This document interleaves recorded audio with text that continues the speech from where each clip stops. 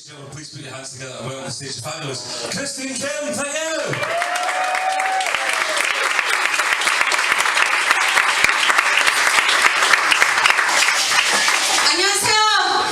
Hello. Don't worry, I do speak English. I bet you're thinking, oh no, 15 minutes of Korean bullshit. I don't know if you guys get this a lot, but growing up in New York, I'm Korean, and I used to get people come up to me and say, "Do you speak English?" And I'm like, yes, I'm Korean, I'm not deaf. Anyhow, well, thank you very much, New Town Bar, for having me. This is the first time I'm here at the Fringe Festival, and I really had no idea, that I would actually have a 15-minute spot here. And and I'm one of those comedians that really draw on inspiration from other comedians, so I'm not joking. I watched about 6 shows yesterday. I started to feel like some kind of psychological lab experiment where it's just like, you have my eyes taped open, I'm like, keep watching, you might get a few laughs tomorrow. And then I started to think like, I'm Asian, maybe I can start copying the real thing and selling it cheaper, like designer bags and like DVDs and stuff. And then I was thinking, I'm quite good with maths because I'm Asian, and I was thinking, you can't get any cheaper than free. I'm Korean, and I grew up in New York, and I get a lot of people come up to me, like, mistaking me for Chinese and Japanese. They say like, "Ni hao, konnichiwa," and have this like really proud look on their face, and I'm like, no, that's not Korean. So I figured, Edinburgh, I can teach you guys all a little bit of Korean. Are you guys up for that? Yeah. All right, cool. So the first word is annyeong. Annyeong, and that means hello. Hello. So no more of this konnichiwa bullshit, okay? Alright. Second word is konbe. And when you're drinking with someone Korean, because we really like to drink, you say konbe. Right? So third and last one is gojo. Gojo. And that means fuck off.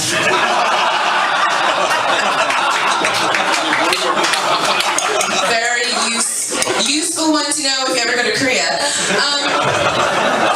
So being Korean, you can't even make this stuff up. I used to work in a nail salon.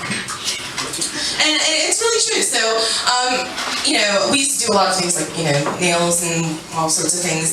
I really learned the true meaning of customer service. I'm an accountant today, but I really, really learned how to deal with other people. And I'll share with you my top 3 moments, or, what my interactions with customers. And, what I would used to get a lot is, what color should I get? And I'm thinking, oh, for fuck's sake, every color looks the same to me. But what I would say is, ma'am, any color would look beautiful on you. Sometimes I would get, when you're speaking Korean with your colleagues, are you talking about us?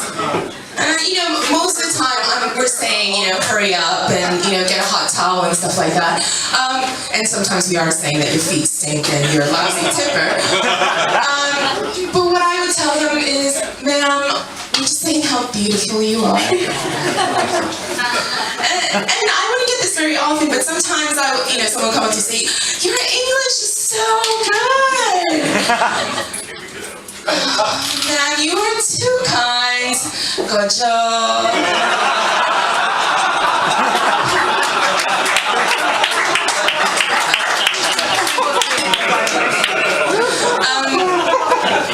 Along with nails, I used to do a lot of waxing. And women get a lot of waxing done, but how many men in the audience have gotten waxing done? It's so much, the response is so much more different in a gay bar. Because usually, straight men, they're like, they would never want to admit to getting waxing done. So sir, well, what did you get done? Back. Did you like it? It was okay. I actually waxed the guy's back once, and he was really, really hairy, and he was doing it for his girlfriend. The shit that men do to get laid these days, I swear. But he was really struggling, and every time I ripped off, a piece of cloth off his back, he would start crying.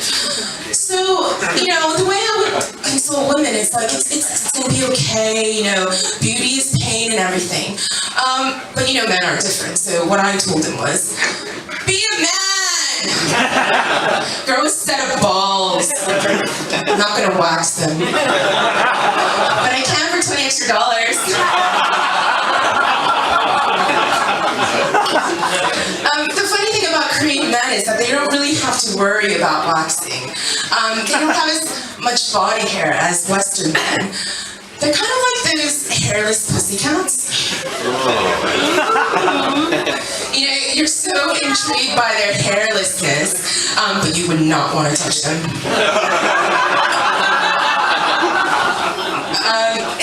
It's so tough being Korean because we get shit for two things in life. And that's North Korea and eating dogs.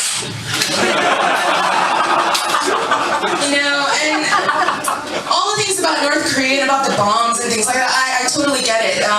But I knew nothing was gonna happen. And do you know why? Because Korean men are full of shit. I had this one guy come up to me and say, like, I have a very big house. And when I went to go see it, I'm like, that's not a fucking house, that's a garage. Okay? I really don't like North Koreans. They, you know, not only do they make us South Koreans look bad, they're also ugly. Look at the face on Kim Jong-un, you would not want to fuck him.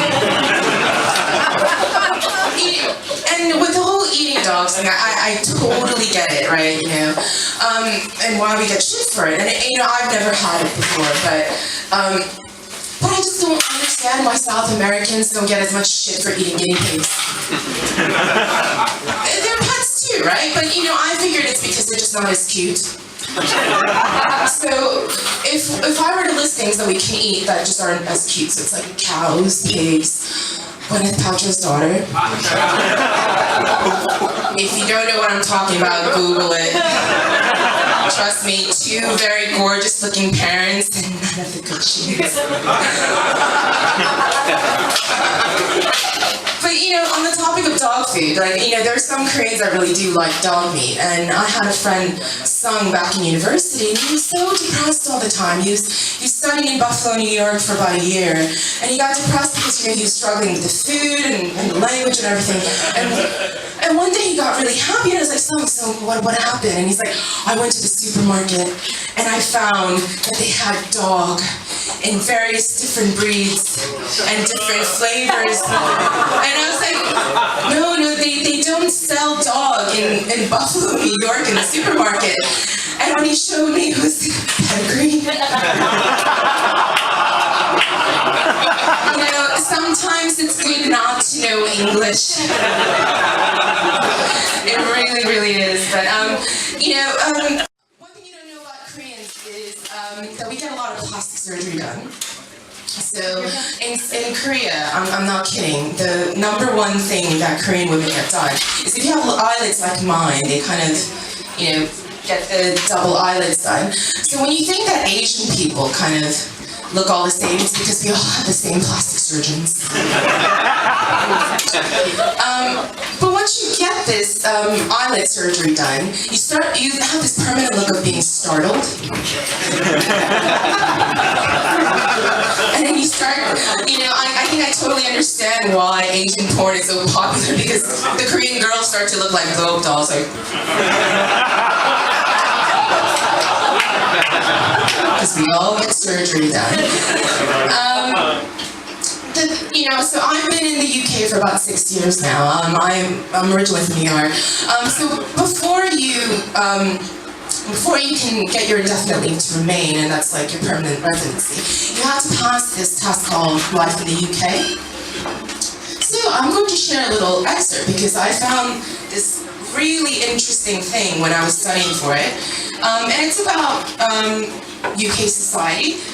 And it says here, children in the UK do not play outside the home as much as they did in the past. Part of the reason for this is increased home entertainment, such as television, videos, and computers. There's also increased concern for children's safety, and there are many stories in the newspapers about child molestation by strangers. You can't even and make this UKBA. So I think it's the British subtleties of saying, do you really want to settle here? Seriously. We have people like Jimmy Savile. Jimmy will fix this one. Let's decrease the influx of population in the UK. I do find it really difficult dating. I'm single. I live in London. And one of the reasons why I find it really difficult dating is because I have a lot of gay friends. I'm kind of like an Asian Cher. Like, whenever I meet gay men, they just love me. But, and I know this is bad, but I always compare my gay friends to the guys I go on dates with. So my gay friends are always better looking, they treat me better, they tell me I look beautiful. But there is the one thing that they can't fulfill, which is the sex. So strangely enough, I was talking to my mom of all people, and she told me, after Mary, no sex anyway. You marry gay boy. It's okay, you marry gay boy. But you don't become lesbian, okay? That's it.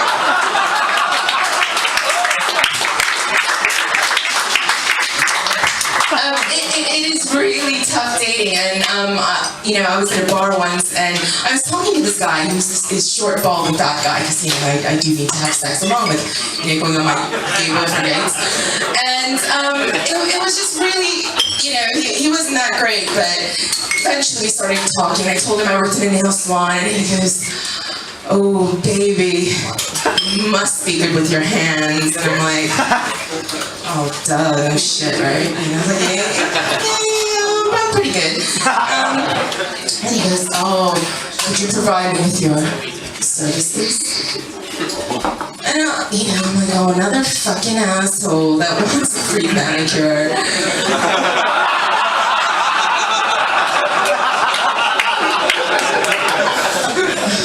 Fine. And then he goes, "Ooh, baby, you remind me of my girl from Thailand." And I'm just like, "Listen, buddy, I'm not Thai, okay? 2, I don't have a cock. Okay? And 3, I only take cash."